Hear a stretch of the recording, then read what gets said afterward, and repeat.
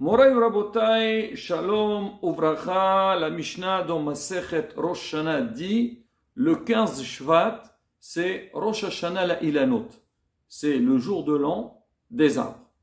Là-bas, la Mishnah, elle parle des règles qui concernent donc les plantes et les arbres. C'est pas le sujet du jour, mais nous, on va parler d'autre chose. On va parler de la fête de Tu Bishvat. C'est la fête du 15 Shvat. Et il est écrit qu'il est recommandé, donc la bataille c'est pas obligatoire, mais plutôt il est recommandé que le soir de Tu Bishvat, on dresse une table sur laquelle on met toutes sortes de fruits. C'est quoi la raison donc de cette commémoration? La première des choses, Rabotai, c'est pour apprécier ce qu'il a créé à Kadosh Baruch Hu, ce qu'Hachem il a mis sur terre.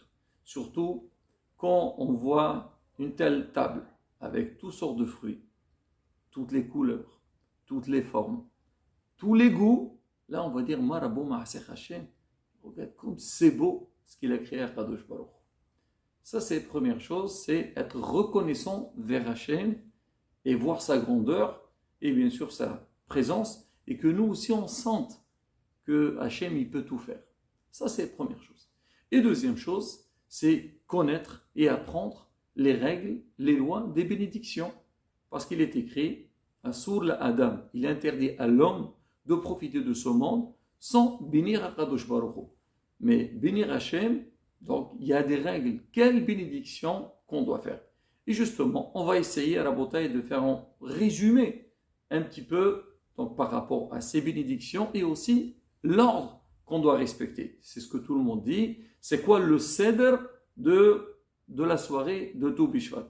Rabotai, je rajoute, c'est que il y a des livres dans lesquels il y a des, à part les brachot Baruch Ata Hashem qu'on fait, il y a aussi des ratzon, des vœux, des demandes qu'on demande à Hashem sur chaque fruit. Et ça aussi, encore une fois, Rabotai, quand on va lire ces passages, surtout si on arrive à les comprendre, là encore, ça va renforcer notre émouna Kadosh Baruch Hu et on va apprendre à apprécier, être reconnaissant dans la vie.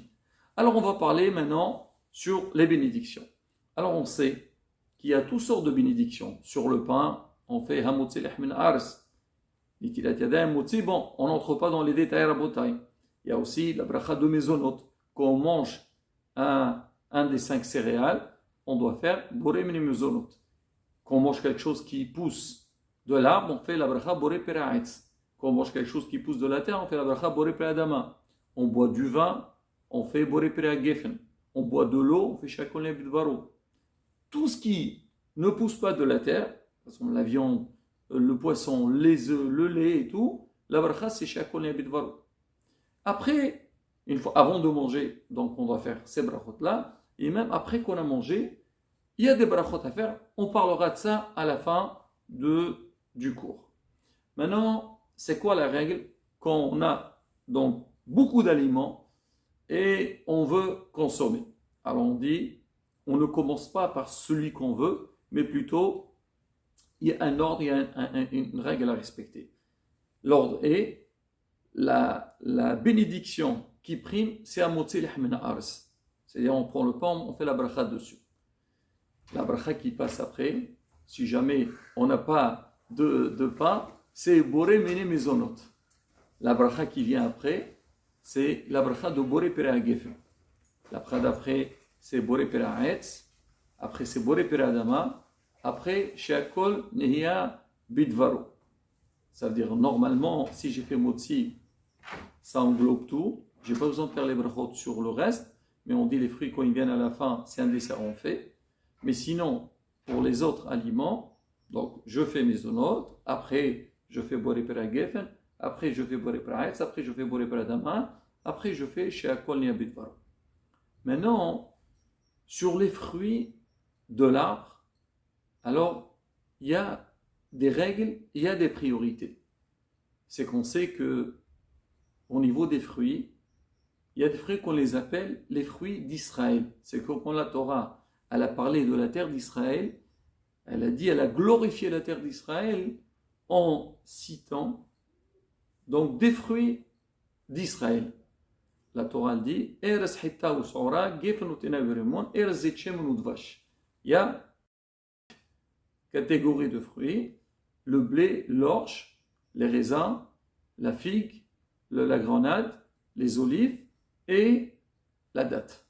Alors maintenant, pour ça, nos sages, ils ont tranché, ils ont dit celui qui est plus proche au mot Eretz, alors il prime par rapport aux autres. Alors c'est quoi l'ordre? C'est les olives, c'est-à-dire si jamais j'ai tous les fruits d'Israël, je dois commencer par les olives. Si je n'ai pas d'olives, c'est les dattes qui priment.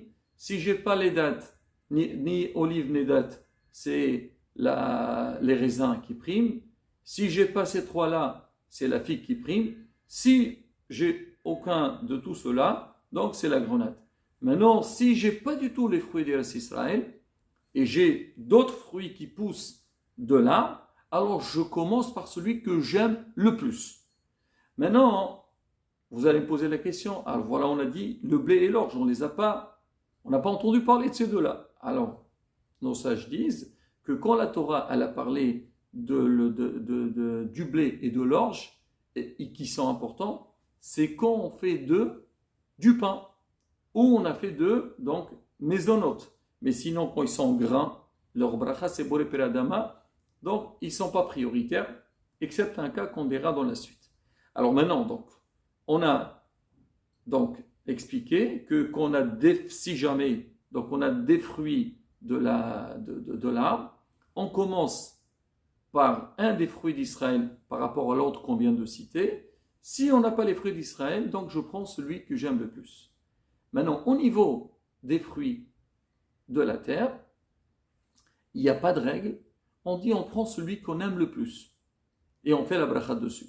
Maintenant, si jamais pour moi tout est pareil, alors je prends le blé en premier, et s'il n'y a pas le blé, c'est l'orge. Je précise, Rabotai, quand je vais faire une bracha, par exemple, je fais Boré Peraetz, alors je ne répète pas la bracha sur les autres. Non, j'ai fait une fois et ça exempte tout le reste. Pareil aussi, Boré Peradama, je fais une bracha et elle va inclure tout Adama que je vais manger après. Ça, Rabotai, concernant les brachot qu'on fait au début. Alors maintenant, la bracha harona. Alors à la fin, on dit de la même manière qu'il y a un ordre concernant les brachot de début, il y a un ordre aussi pour les brachot de la fin.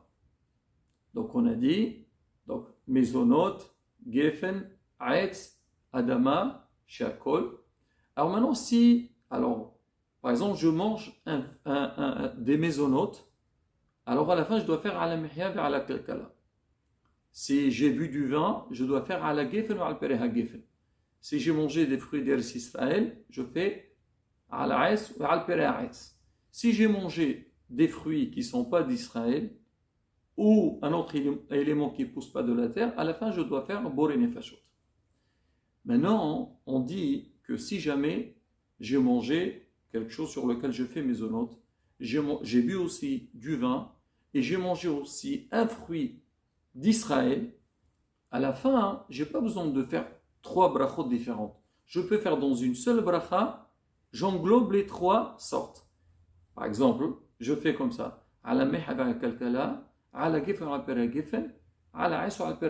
Je suis l'ordre comme au début, donc mes onotes, gefen, aetz, et je les englobe les 3 dans la même bracha.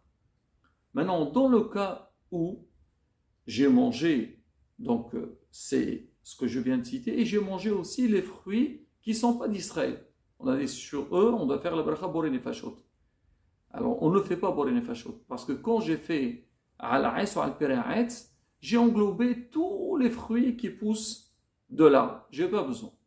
Maintenant, si j'ai mangé donc un fruit qui pousse de la terre, on a des boré peradama au début et boré nefashot à la fin. Et moi, je vais faire aussi ala mihya, ala gefen, ala gefen, ala aes ou al-pere'aetz. On dit dans ce cas-là, il faut faire boré nefashot avant. Pourquoi on ne fait pas boré nefashot après? C'est la bracha qui a englobé ces 3 aliments-là. On a dit que Adama c'est à la fin. On dit non, parce que quand j'ai fait ala ars ala perot dans ma bracha, j'ai englobé tout ce qui pousse de la terre.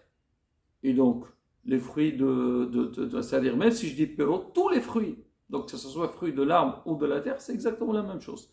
Donc, qu'est-ce que je fais? Je fais boré nefashot au début, après je fais la bracha, donc c'est de ces trois éléments.